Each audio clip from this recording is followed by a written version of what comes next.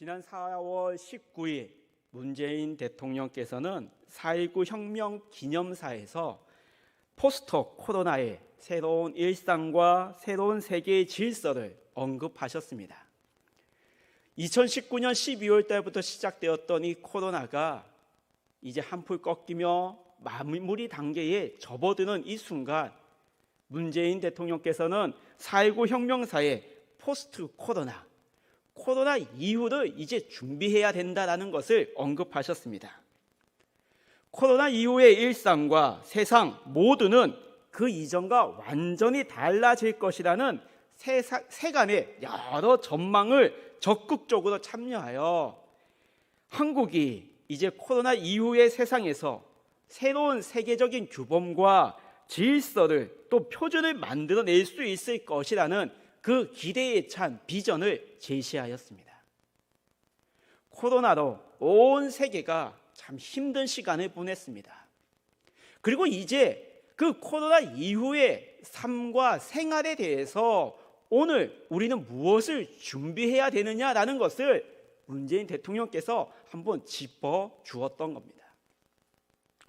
우리 원미동교회 성도님들께서도 이제 코로나 상황 속에서 이제 서서히 이 원미동교회에 나와 예배 드리는 그 시작을 서서히 하고 있습니다. 다시 우리는 이 원미동교회 예배당에 모여 하나님 앞에 예배 드리며 또 하나님이 만나게 해주신 믿음의 동역자들과 함께 다시 믿음의 여정길을 우리 이 원미동교회에서 걸어갈 준비를 하고 있습니다. 그 시간을 위해 우리는 무엇을 준비하고 계십니까? 단지 예배당에 나와 예배 드리고 싶습니다라는 것을 위해서만 기도하고 계십니까? 아니면 이 코로나 상황 속에서 나의 신앙의 모습과 나는 어떻게 신앙생활을 해왔는지에 대하여 우리는 참 많이 눈물로 기도하며 회개를 하였습니다. 그럼 이제 그 코로나 상황이 이후 우리가 다시 이 예배당에 모여서 신앙생활을 할 때에 우리 성도님들께서는 무엇을 준비하고 또 준비를 해야 할까요?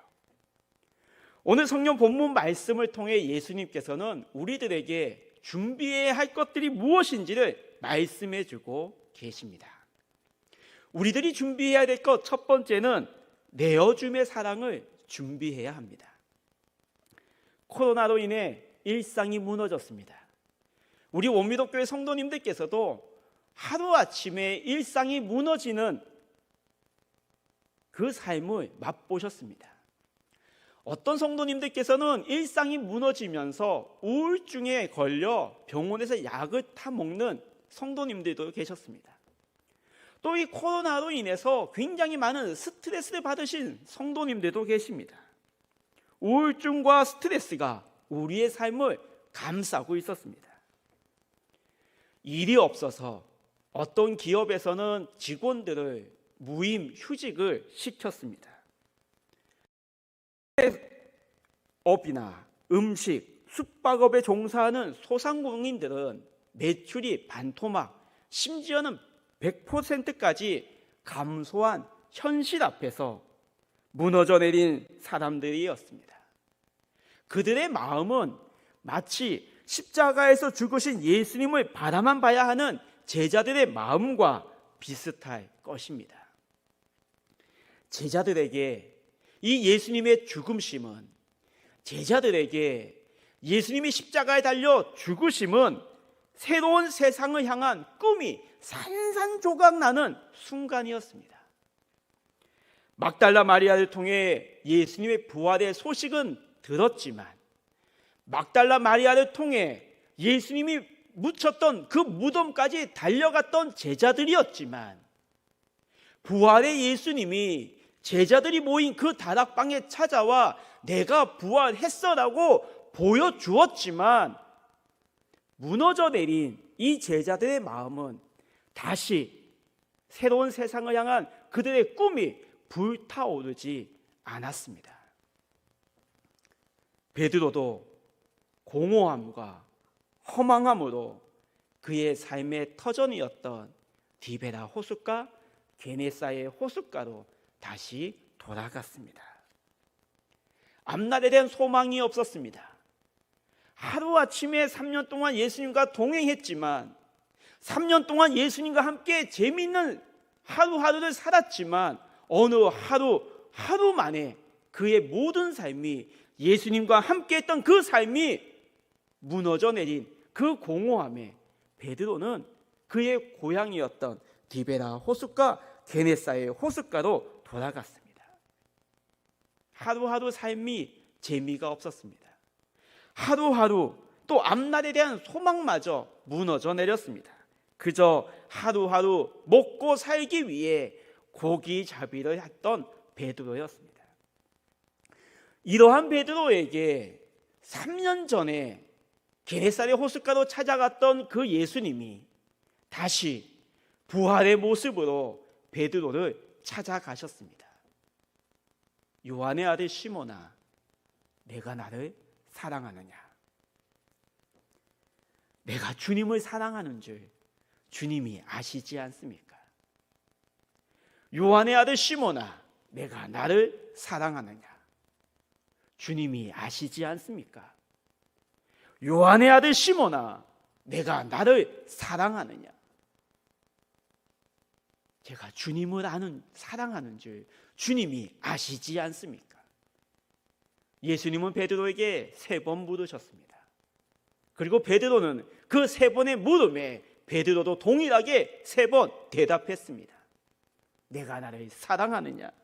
내가 나를 사랑하느냐? 내가 나를 사랑하느냐? 3번째 질문에 베드로는 오늘 성경 본문 말씀처럼 근심에 쌓여서 대답했다라고 고백합니다. 저는 절대로 예수님을 배반하지 않겠습니다라고 그렇게 장담했던 베드로였는데, 자기 자신의 모습이었는데, 그렇게 얘기했던 베드로였는데, 십자가에 달려 죽으시는 그 예수님의 앞에서는 내가 예수님을 모릅니다라며 3번 부인했던 베드로였습니다.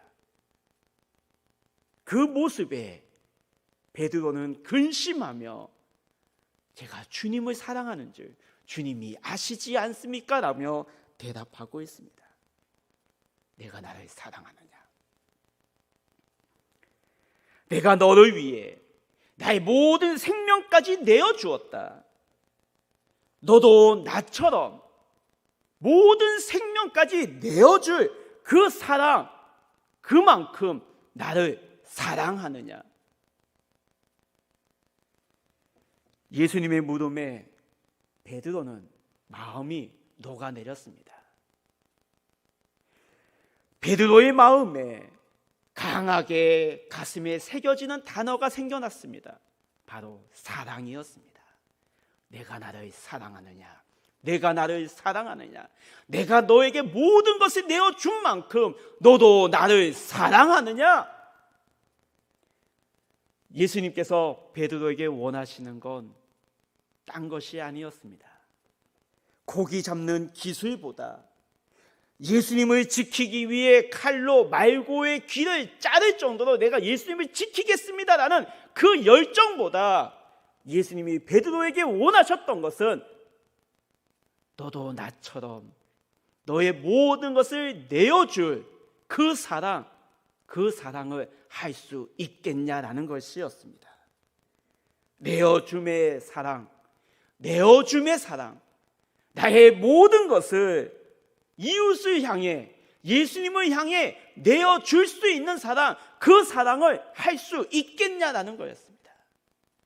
베드로는 예수님의 이 질문에 그의 마음이 녹아져 내렸고, 예수님이 나에게 원하시는 게 무엇인지를 깨달으며 고백하였습니다. 예수님은 그 답변을 한 베드로에게 그의 앞날에 대해서 이야기해주고 계십니다. 18절 말씀입니다. 내가 진실로 진실로 내게 이르노니 내가 젊어서는 스스로 띠뛰고 원하는 곳으로 다녔거니와 늙어서는 내 팔을 벌리리니 남이 내게 띠띠우고 원하지 아니하는 곳으로 데려가리라. 내가 젊었을 때는 너가 가고 싶은 데 다 다녔지만 이제 너의 앞날은, 너가 나이가 들면 이제 너는 너가 원하지 않는 곳으로 데려갈 것이다 라는 겁니다. 원하지 않는 곳, 너가 원하지 않는 것, 베드로야, 이제 너의 앞날이 어떻게 될 것인지, 어디로 갈지 모른다. 그러나 분명한 것은 그곳이 어디든지 나를 사랑하는 마음, 그 내어줌의 사랑만 있으면 된다라는 겁니다. 부활의 예수님은 오늘 이 시간 우리들에게 물어보십니다. 내가 나를 사랑하느냐? 너도 나처럼 너의 모든 것을 내어줄 사랑을 하겠느냐입니다.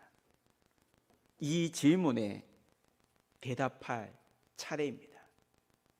우리가 신앙생활하면서 가장 많이 들었던 단어, 또 가장 많이 고백한 단어가 바로 이 사랑입니다. 그리고 우리들은 사랑합니다라고 고백합니다.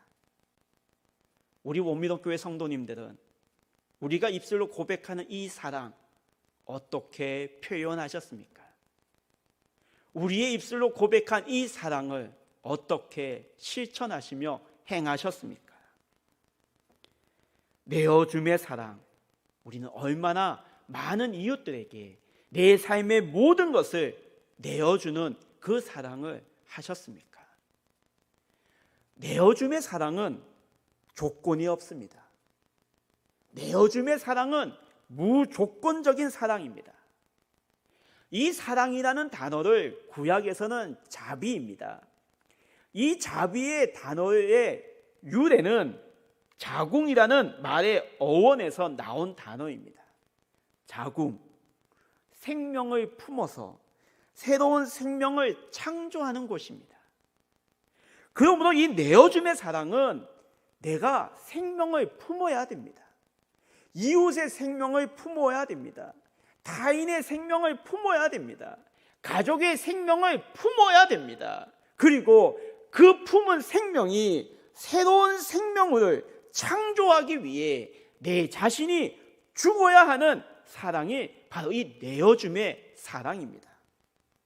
예수님은 우리를 품으셨습니다. 우리 원미도교회 성도님들 한 사람 한 사람을 품으셨고 우리를 새로운 생명으로 창조해내기 위해 십자가에 달려 죽으셨습니다. 그 내어줌의 사랑을 우리는 오늘 이 시간 고백하며 하나님 앞에 나와 예배드리고 있습니다. 내어줌의 사랑, 베드로는 예수님으로부터 그 내어줌의 사랑을 느꼈습니다. 그리고 이 베드로는 삶의 목표는 내가 이제 훌륭한 제자가 되겠습니다가 아니었습니다.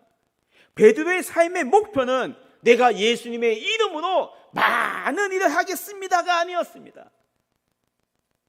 예수님, 내가 어디에 있든지, 내가 어디에 서 있든지, 내가 무슨 일을 하든지 그곳에서 내어줌의 사랑을 실천하는 그러한 삶의 목표를 가지는 주님의 자녀가 되겠습니다라고 고백하였습니다. 그리고 베드로의 삶은 바로 이 내어줌의 사랑을 실천하는 주님의 제자가 되었습니다. 우리 원미동교회 성도님들도 예수 그리스도의 사랑 안에서 이웃의 생명을 품고 새 생명을 창조를 위해 내어줌의 사랑으로 살아가는 우리 원미동교회 성도님들이 다 같이 됩시다. 두 번째로 우리들이 준비해야 할 것은 끌어안음의 사랑을 준비해야 합니다. 우리가 이 세상을 살다 보면 늘 좋은 사람들만 만나지는 않습니다. 때로는 자기의 이익을 위해 남을 이용하는 사람, 앞에서는 좋다가도 뒤에서는 말과 행동이 달라지는 사람, 이런 사람들과의 만남 이후에 그 만남의 자리는 왠지 모르게 우리들에게 상처가 되고 고통이 되고 또 분노만이 남게 됩니다. 그리고 이러한 상처와 분노와 아픔이 쌓이면 나도 모르게 우리의 삶은 이런 상황이 계속될 것 같은 그 느낌에 사람과 사람의 관계에 어느 정도 선을 긋게 됩니다. 십자가에서 제자들을 바라본 예수님의 마음도 또한 다를 바가 없었을 것입니다. 3년 동안 동고동락했던 제자들, 내가 예수님을 버리지 않겠습니다, 내가 끝까지 예수님을 따르겠습니다라고 그렇게 자신 있게 얘기했던 제자들이었는데, 예수님이 십자가에 달려 조롱과 핍박을 당하는 그 순간 제자들은 저 멀리서 예수님을 바라보는 제자들이었습니다. 예수님의 근처, 그 십자가 가까이에도 다가올 수 없도록 두려움과 공포에 떨었던 제자들이었습니다. 심지어는 전 예수님을 모릅니다라고 등을 돌린 제자들이었습니다. 십자가 상에서 바라본 예수님의 마음, 다를 바가 없을 겁니다. 그러나 예수님은 그 상처와 분노와 고통을 넘어 새로운 세상을 향해 나아가셨습니다. 예수님은 죽음의 공포 앞에 인간의 신념이 얼마나 약하고 무력한지를 아셨기에 베드로를 찾아가셨습니다. 그리고 공허함과 좌절과 절망을 딛고 일어설 수 있도록 예수님은 베드로에게 손을 내미셨고 그러한 베드로를 끌어안아 주셨습니다. 다시 사람 낚는 어부가 되게 하기 위해, 다시 예수님이 꿈꾸었던 그 하나님의 나라를 위해 살아갈 수 있도록 베드로를 끌어안아 주셨습니다. 예수님께서 보여주신 사랑은 누군가를 향한 감정이 아닙니다. 예수님이 이 땅에서 많은 사람들에게 보여주셨던 사랑은 누군가를 향한, 어떤 특정한 상대를 향한 개인의 취향이 아닙니다. 예수님은 이 땅에서 취향대로 타인을 사랑하지 않으셨습니다. 예수님은 궁핍한 자를 찾아가셨습니다. 중풍병자를 찾아가셨습니다. 문둥병자를 찾아가셨습니다. 세리와 창기, 당시 그 공동체 속에서 살아갈 수 없는, 살아낼 수 없었던 사람들을 예수님은 찾아가셨습니다. 그리고 그들의 이름을 불러주었습니다. 그리고 말씀해 주셨습니다. 손을 내밀어 주셨습니다. 그리고 그들을 끌어안아 주셨습니다. 십자가에서의 죽으심으로 유대인들이 그렇게 미워했던 이방인들도 예수 그리스도는 십자가에서 이방인을 끌어안아 주셨습니다. 유대인과 이방인을 하나가 되게 해주셨습니다. 끌어안음의 사랑은 성령의 끈으로 묶어주는 것입니다. 끌어안음의 사랑은 명사가 아니라 움직이는 동사입니다. 끌어안음의 사랑을 느낀 베드로는 또한 유대인을 넘어 이방인들에게까지 그의 손을 내밀었습니다. 끌어안음의 사랑은 넓이가 있고 깊이가 있습니다. 자기 가족을 넘어 다른 사람에게로, 이웃을 넘어 민족 공동체로, 내 민족을 넘어 인류로, 그 사랑하는 대상의 범위가 확장되면 확장될수록 사랑의 열매는, 끌어안음의 열매는 풍성하게 열립니다. 오늘부터 우리 원미동교회 성도님들이 해야 할 사랑은 바로 이 끌어안음의 사랑입니다. 이 끌어안음의 사랑을 실천하는 원미동교회 성도님들이 됩시다. 내가 좋아하는 사람, 내가 좋아하는 사람에 대한 그 사랑을 넘어서 나를 해롭게 하는 사람, 나에게 손해를 끼치는 사람, 내 가슴에 지울 수 없는 상처를 남긴 사람, 원수까지 사랑할 수 있을 만큼 끌어안음의 사랑, 그 사랑이 이루어지는 깊은 데까지 이루는 우리 원미동교회 성도님들이 다 같이 됩시다. 세 번째로 저희들이 준비해야 될 것, 하나님의 영광을 볼 준비를 해야 합니다. 부활은 새로운 창조의 시작입니다. 부활의 예수님을 만난 베드로는 내어줌의 사랑과 또 자기 자신을 끌어안아준 그 끌어안음의 사랑으로 시작되는 새날이었고 새로운 사명을 품은 날이었습니다. 예수님은 베드로에게 다시 일어설 수 있는 날을 허락해 주셨고, 너의 앞날은 이제 이 사명을 가지고 살아가야 된다는 것을 말씀해 주셨습니다. 그리고 19절에 예수님이 베드로에게 얘기합니다. 나를 따르라. 나를 따르라. 베드로는 예수님을 따라가면 됩니다. 베드로는 예수님을 바라보고 예수님이 걸어가신 그 길, 부활의 예수님이 걸어가셨던 그 길을 걸어가면 됩니다. 따라가면 되는데 베드로가 20절 말씀입니다. 베드로가 돌이킵니다. 따라가면 되는데 베드로가 그 따라가는 길에 뒤를 돌아보게 됩니다. 예수님, 저 제자는 어떻게 됩니까? 너 상관하지 말아라. 나를 따라오면 된다. 예수님, 저 제자는 어떻게 됩니까? 너하고 무슨 상관이 있느냐? 나를 따라오면 된다 였습니다. 우리가 주님의 사명을 받고 그 사명으로 걸어가기 시작하면 되는데 우리도 뒤를 돌아보게 됩니다. 내어줌의 사랑, 끌어안음의 사랑, 너가 하면 돼. 나를 따라와. 나와 함께 가자. 그 길을 가면 되는데 우리도 뒤를 돌아봅니다. 예수님, 저 권사는요? 예수님, 저 집사님은요? 예수님, 저 성도님은 안 하는데요? 왜 안 하죠? 해야 되는데? 너와 무슨 상관이 있느냐? 너와 무슨 상관이 있느냐? 너 뒤돌아보지 말고 그 성도님들은 그 성도님으로서 사명이 있기 때문에 너와 상관이 없어. 너는 나를 따라오면 돼. 누가 하는지 안 하는지 비교할 필요가 없습니다. 주님을 따라가면 된다는 겁니다. 나를 따르라. 이 말은 동행한다라는 의미가 있습니다.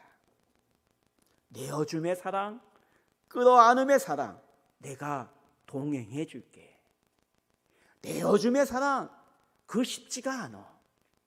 끌어안음의 사랑, 그 쉽지가 않아. 나를 따르라. 내가 멀리 가고 넌 뒤에 쫓아오는 것이 아니라 내가 너와 함께 걸어가 줄 테니 너는 걱정하지 말고 내 손을 잡고 이 사명을 감당해 나아가자였습니다. 내가 너에게 준 사명이니 너는 그 사명을 감당하면 돼. 우리 원미동교회 성도님들도 주님과 동행하며 오늘 이 시간까지 걸어오셨습니다. 믿음의 여정길을 걸어오면서 우리 원미동교회 성도님들도 남편을 위해 또 자녀를 위해 부모님들을 위해 내어줌의 사랑을 하셨습니다. 참 힘들고 어려운 시간이었습니다. 외롭고 쓸쓸한 시간이었습니다. 아무도 내 마음을 알아주는 사람이 없고 모든 사람들이 다 미워지는 시간도 있었습니다. 가족들을 먹이기 위해 열심히 일을 하다가 육신의 아픔에 상처가 남을 때도 있었습니다. 육신이 아파도 그 아픔을 참으며 삶의 여유도 포기하며 가족을 위해 내어줌의 사랑으로 살아오셨습니다. 왜 내 삶은 이렇습니까? 나의 이러한 삶은 내가 원하는 삶이 아닙니다. 왜 내 삶은 계속적으로 반복됩니까? 우리는 그 내어줌의 사랑을 하며 하나님 앞에 눈물로 기도하였습니다. 좀 바꾸어 주십시오. 좀 이거 치유해 주십시오. 이거 좀 회복시켜 주십시오. 왜 안 되고 계속적으로 반복되는 삶을 살아갑니까? 우리는 하나님 앞에 원망하며 눈물로 기도하였습니다. 예수님께서는 우리들을 그러한 곳으로 인도해 주신다라는 겁니다. 나이가 들면 넌 젊었을 때 너 원하는 대로 다 갔지. 이제는 내가 원하지 않는 곳으로 데려가리라. 원하지 않는 곳으로 데려다 줄 것이다. 주님은 원하지 않는 곳으로 우리를 데리고 가 주십니다. 그리고 그곳에서 너희들은 그 사명, 내어줌의 사랑과 끌어안음의 사랑, 그 사랑을 그곳에서 하면 된다는 거였습니다. 원하지 않는 곳으로 데려가 주겠다. 원하지 않는 곳으로 데려가 주겠다. 그러나 그곳에서 하나님의 영광을 보리라. 그곳에서 하나님의 영광을 보게 해 주겠다라는 거였습니다. 예수님은 베드로에게 약속해 주셨습니다. 내가 무슨 상관이 있느냐? 원하지 않는 그곳으로 갈 것이다. 그러나 그곳에서 하나님께 영광을 돌릴 것을 가르치심이라. 오늘 우리의 삶의 자리, 우리가 원하는 자리가 아닙니다. 내가 꿈꿨던 삶의 자리가 아닙니다. 모세도 마찬가지였습니다. 모세도 원하지 않았던 광야로 하나님이 데려가셨습니다. 그리고 그 광야에서 하나님은 모세에게 하나님의 영광을 보여주셨습니다. 요나에게도 마찬가지였습니다. 니느웨 아닙니다. 안 갑니다. 내가 원하는 곳이 아닙니다. 라던 그 니느웨로 하나님은 요나를 데리고 가셨습니다. 그리고 그 니느웨에서 하나님의 영광을 보여주셨습니다. 우리들도 주님은 우리를 인도해 주십니다. 우리를 인도해 주시는 그 인도하심에 따라가면 됩니다. 오늘 우리의 삶의 자리가 내가 원하는 자리가 아니라 할지라도 주님께서는 이곳으로 나를 인도해 주셨고 주님께서 나를 데리고 오신 자리이기에 이곳에서 내어줌과 끌어안음의 사랑으로 우리는 살아가야 됩니다. 그리고 앞으로도 원하지 않는 곳이라 할지라도 그곳에서 내어줌과 끌어안음의 사랑의 삶을 눈물로 기도하며 그 삶을 살아내면 그곳에서 하나님의 영광을 보는 우리 원미동교회 성도님들이 될 줄 믿습니다. 우리 원미동교회도 코로나 이후에 다시 모여 신앙생활 할 때에 우리는 우리의 원미동교회를 하나님께서는 어느 곳으로 어디로 인도해 주실지 모릅니다. 우리가 원하지 않는 곳으로 우리 원미동교회를 사용하실 겁니다. 그 순간 우리들이 해야 할 것은 내어줌과 끌어안음의 사랑으로 하나님의 영광을 보면 됩니다. 이제 우리 원미동교회 성도님들이 출발할 때가 되었습니다. 그 출발을 기쁨의 50일을 통해 예수님의 내어줌과 끌어안음의 사랑을 우리 이웃들에게 전합시다. 나의 시간을 내어주고 나의 손을 내어주고 나의 입술을 내어주고 나의 삶을 내어주는 사랑으로 이웃들을 끌어안아주는 성도들이 됩시다. 그래서 예수님께서 우리 원미동교회 성도들에게 허락해 주신 이 새날에 새 사명으로 큰 기쁨을 맛보며 하나님의 영광을 누리는 우리 원미동교회 성도님들이 됩시다. 기도하겠습니다. 하나님 아버지 감사합니다. 부활의 예수님, 저희들에게 새날을 허락해 주시고 새 사명을 주신 하나님, 새날의 새 사명으로 하나님의 영광을 보는 우리 원미동교회 성도님들이 될 수 있도록 인도해 주십시오. 모든 말씀 예수님의 이름으로 기도하옵나이다. 아멘.